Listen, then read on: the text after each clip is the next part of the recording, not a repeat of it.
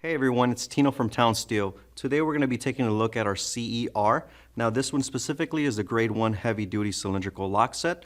It's actually composed of our CE series originally, but we actually took that series, reinvented it, re-engineered it, and made what we now refer to as a CER. This one belongs to the Rejuvenator family as it's a retrofit solution. The biggest benefit to this one is having the ability to adjust your post in field to select your templating, whether you want to use this for a retrofit solution or a new construction. Both work fine, but this one allows you now to be compatible with Schlage ND series, with Sargent 10 and 10X line, with the Corbin CLX 3300, with Essentra, formerly known as Yale, and PDQ. We're going to be taking this lock apart and doing a full installation so you can just see how easy and fast it is for us to change the templating in field and install the whole lock together.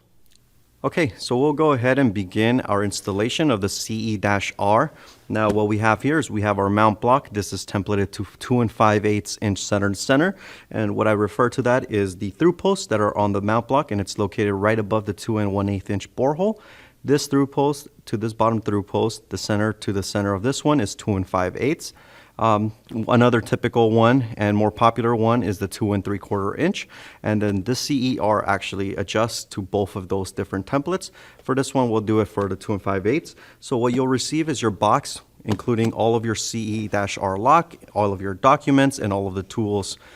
You will need a Phillips head 2 screwdriver for this. We recommend using a hand screwdriver rather than an impact tool, as you might damage some of the components or over tighten and bind some of the components. Opening up your box, you'll see that you do have all of your documentation. Here you'll see you have your template for the 2 5/8 inch. You have your secondary template for the 2 3/4 inch. And then finally, you'll have your installation instructions showing you the 9 steps that you need in order for you to install the lock. But we'll go ahead and do that here now. Inside your box, you'll also have your latch bolt, heavy duty grade 1 latch bolt. You'll also have your keys in case you did get a keyed function and you asked us for a cylinder. We do send these out with default cylinders. However, we also have accommodations for small formats, large formats, and other KIK conventional cylinders. Inside, what you'll also have is your lock. Now, your lock is mostly pre-assembled. That way, all of the components are already on. You'll be able to see exactly how it's meant to be installed onto the door before fully prepping it. You'll also have your spanner wrench, very useful for removing your levers and also tightening your bearing and your collar rings. You'll have your Torx T10 wrench, allowing you to fasten those screws that go on the latch bolt head and also the strike. And then finally, what you'll have is your screw pack. Now here in the screw pack, you'll have your screws for your strike, for your latch bolt, and finally your 2 screws for your through post. First thing we're going to go ahead and do is open up your screw pack, take out all of those screws that you have in there, and we'll take out your latch bolt. Now for this lock, as you see, it's pre-assembled, so this one is actually non-handed and field reversible. Whether you want to install this as a right-hand door or a left-hand door, all you do is just flip the lock accordingly depending on your handing of your door. Now if you have a right-hand reverse or a left-hand reverse, or just a traditional right hand and left hand, the way that you actually change that is by the installation of the latch bolt. Now if you have a latch bolt and you place it inwards and your door is a traditional right hand or left hand, meaning that it swings inwards, you'll want to place it as so, where your beveled side on your latch bolt is directly facing the strike lip. That way it can make contact. Now if your door is actually out swinging, meaning right hand reverse or left hand reverse, you'll just flip that latch bolt. That way when your door swings outwards and it closes, the beveled side touches the lip of the strike. Once you have your latch bolt installed, depending on what swing you might have on your door, we'll go ahead and fasten it. Here's where we'll use our T10 Torx security pin-in wrench tool. Now as you see, I'm fastening the screws, but I'm not tightening them all the way. I'm going just about 3 full rotations before being fully secured. And the reason I'm doing that is because I don't want to completely tighten the latch bolt. I want it to have a little bit of play, because internally what you'll see is you do have two tabs and this tail piece that goes into the retractor of the lock body. So we want to make sure we're letting it have some play. That way when I install the lock body, it can align itself, it has a little bit of play. Then once it's fully aligned, that's when we fasten it. Next, we'll go ahead and take our lock body. Now for the lock body, we do want to remove the inside lever, the rose, all of that part. That way we can slide in our lock body. Typically what you'll have is that the key side is always going to be the outside, and then your either passage or push button side is your inside, unless you have a special function like the function 87 asylum or the function 110, the intruder function. So we're going to use our spanner wrench here. You'll see that the spanner wrench on the top portion does have a little pin that's meant to go and insert into this little hole that's on the side of the lever. Once you press it, you'll be able to remove it. Next, we do have a collar here on this lever. So we never ship these out fully tightened, so you should be able to just remove this by hand. However, if it's too much, you can always use the spanner wrench, and instead of using the top pin, you use the bottom pin, letting you have some torque into that. But we never really fasten these all the way, so you can just remove it by hand, removing your rose and the underplate portion. Once we have that removed, what you'll see is if you have a thick door, for example, of 2 inches door thickness, you do have another collar here on the outside portion. You can loosen that collar. That way you are able to push more of the lock body inwards to reach that door thickness. In this case, since we have a traditional 1 3/4, we're just going to let it at so. And then before we do the installation, you'll see that this part is a little bit loose. It does have play, but we want to make sure when we push it inwards, this collar and this rose is completely flush. There is no gap.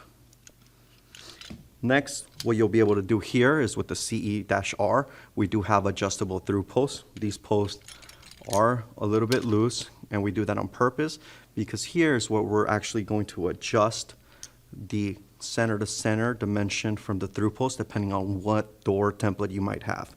In this case, it's the 2 5/8, so we want the through post on the top and the bottom to be centered closer to the lock body and not further away. When you have it further away, that would be for 2 3/4. So we already set that as so, and here you'll see the example on how to switch that. Next, what we want to go ahead and do is here we're going to install this as if it was a right-hand door, right-hand reverse that swings outwards. So next is we're going to slide the lock body into the prep, and I'm going to try and align this portion here, which is the retractor, with the tail piece, making sure that those 2 tabs that are on the tail piece, on the top and the bottom, are sitting correctly within the lock body, and that the tail piece is going into the retractor piece perfectly. So when you do that, you make sure everything goes in well. Then here is where you're going to have to take a closer look to make sure that everything is going in correctly.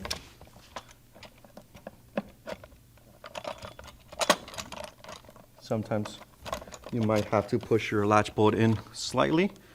Now that I have that in correctly, you want to make sure that on the outside your rose is flush to the surface of the block or your door, and that the collar is flush to the rose itself. Then what you'll want to see is make sure in here internally that the retractor piece is seating the tailpiece latch bolt correctly in place. And then what we can also do is push in the latch bolt. If it goes in smoothly and extends out easy as well, then we know that everything is in place correctly. Now that we have this part installed, what we'll go ahead and do is we'll take our rose, remove it from the underplate. Now we'll take our underplate and place it onto the surface of the door as well. With this installed here, what I like to do is I like to go ahead and get this bearing ring that we have. It's the collar ring for the inside, and I like to go ahead and screw it a little bit in, not all the way, and the reason for this is it's going to hold my underplate in place correctly. Next, I'll go ahead and get my 2 through post screws. I'll get the first one, install it onto the top post. Now, same thing, I'm screwing it until it's 2-finger tight, meaning that I'm not completely fastening it. That way I have a little bit of room in case I needed to adjust the bottom portion. Now that I have both screws on, what I'm going to go ahead and do is now tighten them completely, ensuring that they stay in place. Now that those screws are tight in place, I can go ahead and remove this inside bearing ring, place my rose cover on that underplate. Now that that's on, I'll go ahead and now reinsert my bearing ring. You can do it by hand. However, now that we're actually securing it onto the door, we really do want to have this secured and tight. So now I'll pull my spanner wrench. The spanner wrench, as you'll see on these collars, they do have little holes on two opposing sections of the collar. And now I can put that part of the spanner wrench, the pin, and use it to have some torque and momentum to tighten it. We don't want to completely over tighten it. And then here I can check my latch bolt, it's still coming in and out smoothly. And now I'll go ahead and insert my lever, making sure that my lever retracts. This is the inside, so you should always have free egress. You can always push that push button, locking out the outside lever. Inside lever, function 109, undoes the push button. From the outside, I'm back to having full access into the opening. Now if I push the push button and I use my keys on the lever, I'm able to retract smoothly.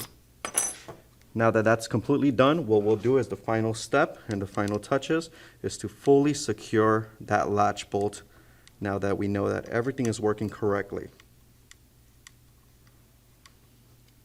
And that's it. You've successfully installed your CE-R. Now, if you want more information on this product or any of the other Rejuvenator offerings, please visit www.townsteel.com.